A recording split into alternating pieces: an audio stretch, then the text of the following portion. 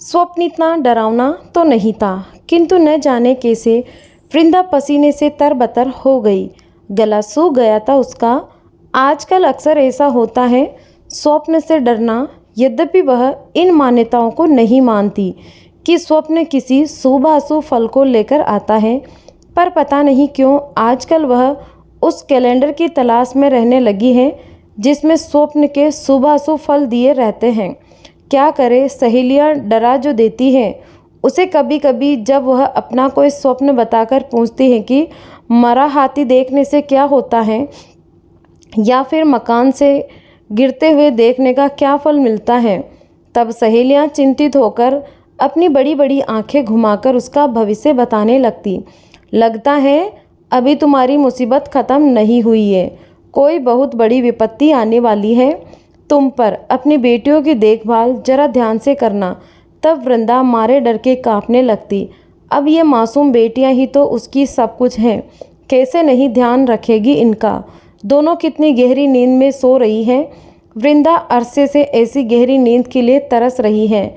यदि किसी रात नींद आ भी जाती है तो कमबख्त डरावने स्वप्न आ धमकते हैं और नींद छूमंतर हो जाती है। वृंदा ने घड़ी की तरफ देखा। रात के 3 बज रहे थे। स्वप्न की बेचैनी और घबराहट से माथे पर पसीने की बूंदें छल चला आई थी।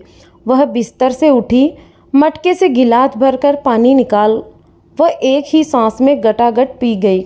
माथे पर आए पसीने को साड़ी के आंचल से पोंछती हुई वह फिर बिस्तर पर आकर लेट गई। वृंदा ने पूरे कमरे में नज़र घुमाई। यह छोटा सा कमरा ही अब उसका घर था। न अलग से रसोई, न स्टोर, न बैठक, सब कुछ इसी कमरे में था। गैस चूल्हे की आंच से जो गर्मी निकलती वह रात भर भभकती रहती। कमरे से लगा एक छोटा सा बाथरूम था और एक छोटी सी बालकनी भी। वृंदा का मन हुआ कि बालकनी का दरवाज़ा खोल दे, बाहर की थोड़ी हवा तो अंदर आएगी, किंतु उसकी हिम्मत नहीं पड़ी। रात के 3 बजे सवेरा तो नहीं हो जाता। वृंदा मन मारकर लेटी रही। उसका ध्यान फिर से स्वप्न पर गया। एक बड़े से गड्ढे में गिरकर उसकी बड़ी बेटी प्राची रो रही थी और रश्मि बड़ी बहन को रोता देखकर खिलखिला रही थी। यह भी कोई स्वप्न है इतना डरने लायक? वह डरी क्यों? इस स्वप्न के किस किस्से ने उसे डराया? प्राची का गड्ढे में गिरना या रश्मि का किनारे खड़े होकर खिलखिलाना? रश्मि हंस क्यों रही थी? शायद प्राची को गड्ढे में उसने ही धकेला था। वृंदा फिर कांप गई। स्वप्न स्वप्न था, आया और चला गया, किंतु उसकी परछाई किसी सच्ची घटना की तरह उसे डरा रही थी। वह इस प्रकार डरी मानो अभी घर में तूफान आ जाएगा और आया हो और घर की दीवारें तक हिल गई हो। यह स्वप्न उसे अतीत के बिंबों की तरफ ले जा रहा था, जिसमें न जाने कि उसने सैकड़ों बार प्रतिज्ञा की थी। बिंब अभी थोड़े धुंधले थे। उसे थोड़ा संतोष हुआ। वह इन्हें और चटक नहीं होने देंगी, यहीं से उभर जाएंगी, किंतु उसका प्रयास अधिक देर तक टिक नहीं पाया। शीघ्र ही एक बार एक सारे बिंब चमकदार होने लगे, जिन्हें देखते ही उसकी धड़कनें अधिक तेज हो गई। उसकी भी एक छोटी बहन थी, कुंदा। हमेशा उसके चॉकलेट, खिलौने तथा कपड़ों को हथिया लेती थी। वृंदा या तो उससे जीत नहीं पाती थी या जीतने का भाव मन में लाती ही नहीं थी। छोटी बहन से क्या जीतना और क्या हारना। खुशी खुशी अपने चॉकलेट, खिलौने और कपड़े कुंदा को दे देती थी। कुंदा विजयी भाव से उसकी चीज़ों का इस्तेमाल करती थी। वृंदा को बस उसका यह विजयी भाव ही खटकता था। वह सोचती, काश कुंदा समझ पाती कि उसकी विजय का कारण मेरी कमजोरी नहीं बल्कि प्रेम है। छोटी बहन के प्रति प्रेम, पर कुंदा को न समझना था, न ही समझी। बचपन छूटता गया पर कुंदा का स्वभाव न बदला। रश्मि के जन्म के समय वृंदा के घर आई कुंदा ने उससे उसका पति भी छीन लिया। वृंदा हतप्रभ थी। 5 वर्ष के संबंध चंद दिनों की परछाई में दबकर सिसकने लगे। वृंदा का विश्वास टूटा था। वह स्वयं नहीं, उसने अपने घर को संभालने का पूरा प्रयास किया। सबसे पहले उसने अपने पति से बात की। यह सब क्यों हुआ? रवि बोले, ऐसा क्यों किया तुमने?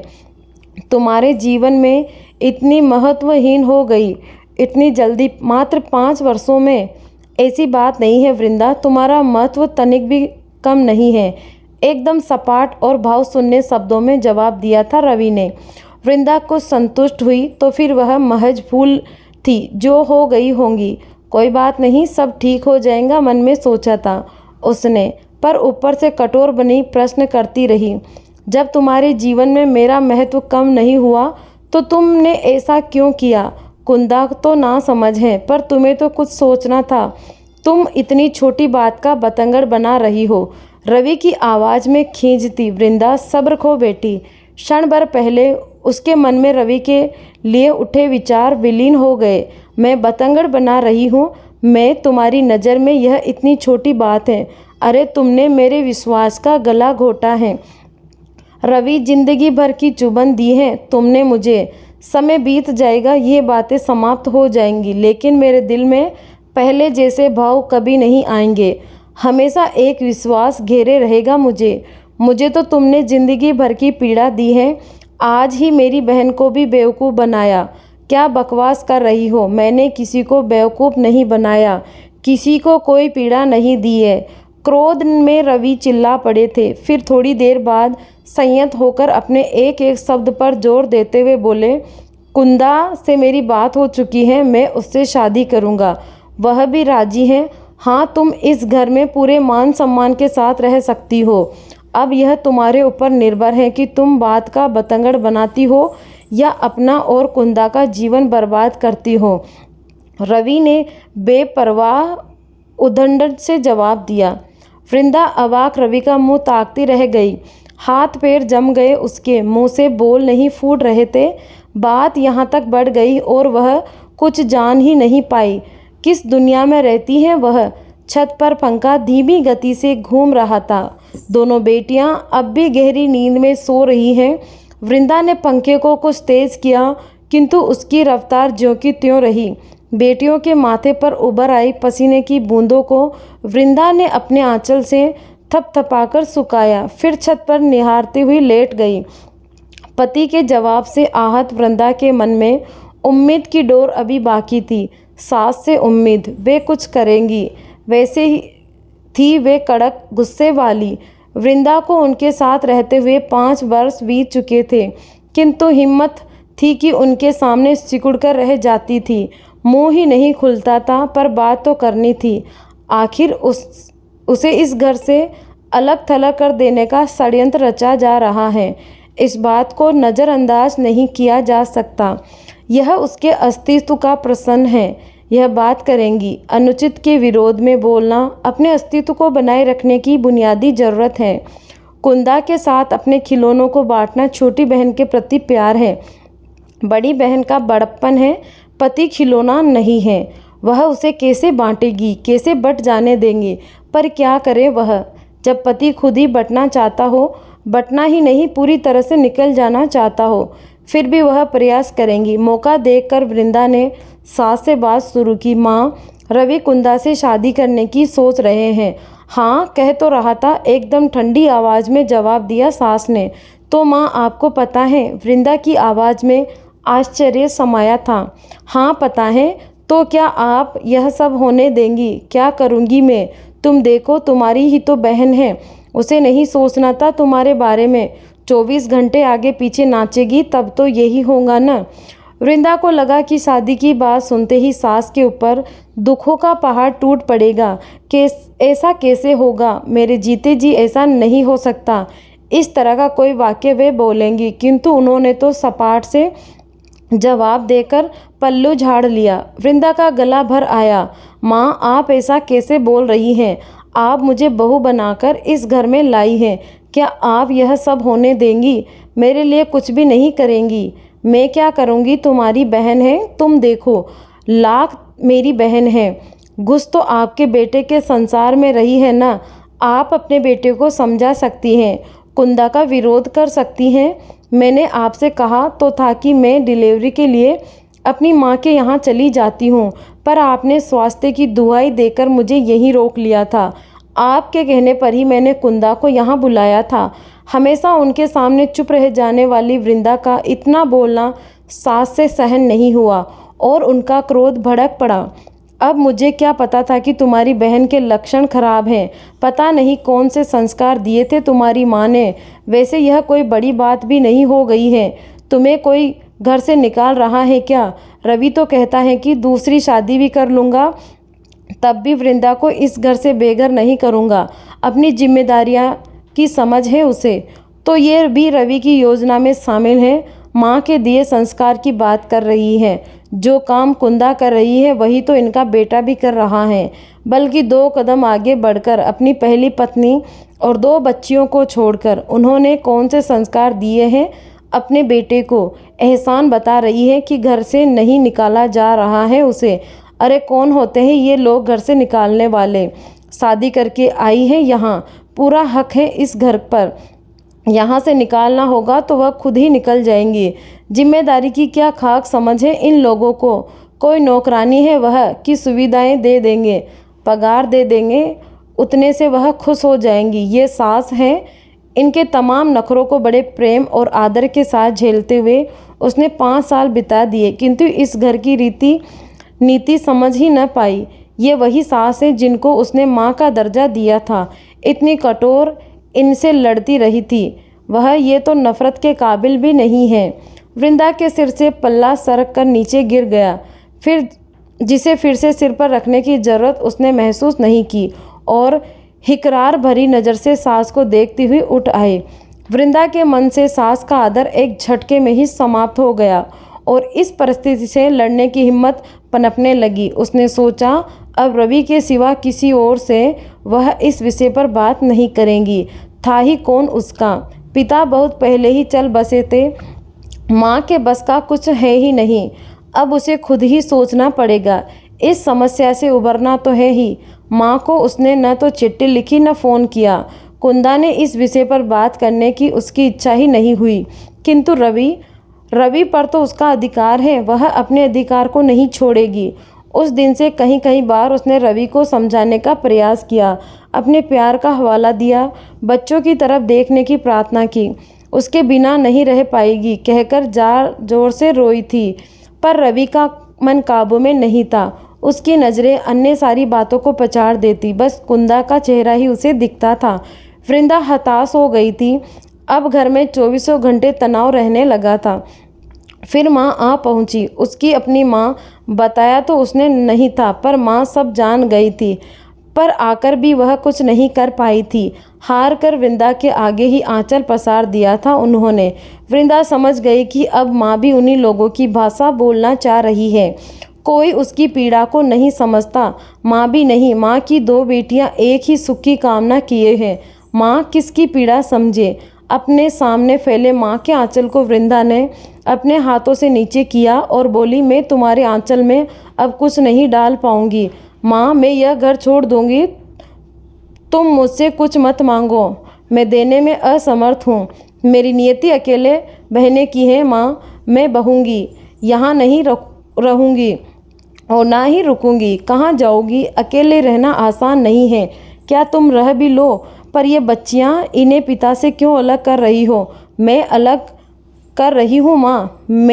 रवि ने सोचा कि इनके बारे में। इनकी किस्मत में पिता का सुख नहीं है माँ। अपना दम घोटकर मैं इन्हें पिता का सुख नहीं दे सकती। बेटा दशरथ ने भी, बस करो माँ, बस करो। क्या हो गया है तुम्हें? कुछ नहीं कर सकती हो तो कम से कम चुप ही रहो। अब तक मैं यहाँ इसलिए रही माँ क्योंकि यह मेरा घर था, पूरे हक से रहती थी यहाँ।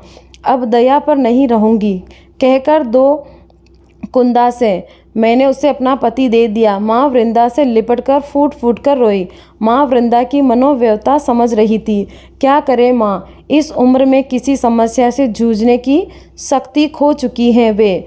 चाहती है कि शांति से इसका निपटारा हो जाए, तो न उन्हें कुंदा की चिंता होगी न ही वृंदा की। दोनों बेटियों के प्रेम में पड़ी माँ समझ नहीं पा रही है कि वृंदा आखिर पति को बांटे भी तो कैसे। 6 महीने से वृंदा स्थिति को बदलने का प्रयास कर रही है, किंतु जब ज्वालामुखी फट ही चुका है तो कब तक वह इसके लावे से बचेगी? इस लावे में झुलसकर दफन नहीं होना है उसे। जानती है वृंदा कि उसका वजूद अब बिखर चुका है, किंतु वह उसे समेटेगी, अपनी खातिर नहीं, अपनी बच्चियों की खातिर। घर छोड़कर जब वह अलग रहने के लिए निकली थी, तब उसे 2 कमरे का मकान मिल गया था। जगह अच्छी थी, किंतु रवि के दूसरे ब्याह की खबर उससे पहले उस घर में पहुंची थी। मिसेस निगम बड़ी नेक विचारों की थी। हर छोटी मोटी तकलीफों में वृंदा को उन्हीं का सहारा था। एक दिन शाम को डॉक्टर निगम ने वृंदा का दरवाज़ा खटखटाकर बताया कि उसके लिए फ़ोन आया है। कई बार वृंदा की माँ का फ़ोन उनके घर आ जाता था। फ़ोन आने पर उसे निगम की लड़कियों ही बुलाने आती थी। आज क्या इनके घर में कोई नहीं है?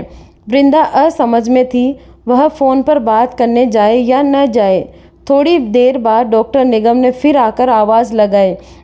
मन की तमाम उलझनों के बावजूद भी वृंदा इस बार फ़ोन पर बात करने चली गई। वृंदा जब तक वहां पहुंची, फ़ोन कट गया था। वह वहीं बैठकर फ़ोन आने का इंतज़ार करने लगी। डॉक्टर निगम वृंदा की बेटियों से बातें कर रहे थे, पर उनकी नज़रें वृंदा की तरफ ही उठ जाती थी। वृंदा असहज हो गई, डर के मारे उसकी सांसें चलने लगी। वह उठकर अपने कमरे में लौट आना चाहती थी, तभी फ़ोन की घंटी बजी। डॉक्टर निगम ने फ़ोन उठाया। फ़ोन उसकी माँ का ही था। वृंदा रिसीव लेने आगे बढ़ी और उसने महसूस किया कि वह जो रिसीवर देते समय डॉक्टर निगम की उंगलियां उसके हाथों से कुछ गहराई तक छू गई। वह अनजाने में नहीं हुआ। वृंदा ने बात को जल्दी ही समाप्त किया और लगभग भागती हुई अपने घर आ गई। घंटे भर शांति से बैठने के बाद जब उसकी सांसें स्थिर हुई, तब उसे घर छोड़कर बाहर अकेले रहने का फैसला गलत लगने लगा। कितना कहा था रवि ने कि इसी घर में पड़ी रहो, पर वह कहाँ मानी। स्वाभिमान और आत्मसम्मान आड़े आ रहा था। पता नहीं क्या हो गया था उसे। भूल गई थी कि औरतों का भी कहीं सम्मान होता है। पर उसे तो स्वयं पर भरोसा था, समाज पर विश्वास था, सुनी सुनाई बातों पर मानती नहीं थी। उसके अनुभव में भी अब तक ऐसी कोई घटना नहीं थी कि वह डरती, किंतु अब तक वह पति के द्वारा छोड़ी भी तो नहीं गई थी। पति ने छोड़ा है उसे? नहीं। वृंदा स्वाभिमान से घिर जाती। वह पति के द्वारा छोड़ी गई नहीं है, बल्कि उसने अपने पति को छोड़ा था। जब वह अपने पति द्वारा दिए अपमान को न सह सकी, तब डॉक्टर निगम से इतना डर क्यों? इसी साहस के बल पर वह अकेले रहने निकली है। डॉक्टर निगम जैसे तो अब पग पग पर मिलेंगे। अब कब तक डरेगी? अंधेरा घिर आया था। किसी ने दरवाज़ा फिर खटखटाया। वृंदा फिर भयभीत हुई। भय अंदर तक समाने की कोशिश कर रहा था, किंतु वृंदा ने उठकर पूरे साहस के साथ दरवाज़ा खोल दिया। दरवाजे के सामने पड़ोस में रहने वाले मिसेस श्रीवास्तव खड़ी थी। वृंदा को उदास देखकर उन्हें शंका हुई। उन्होंने कारण पूछा तो वृंदा रो पड़ी तथा शाम को घटी घटना का बयान ज्यों का त्यों उनके सामने कर दिया। फिर मिसेस श्रीवास्तव के प्रयास से ही 15 दिन के भीतर उसे यह कमरा मिला था। Next part.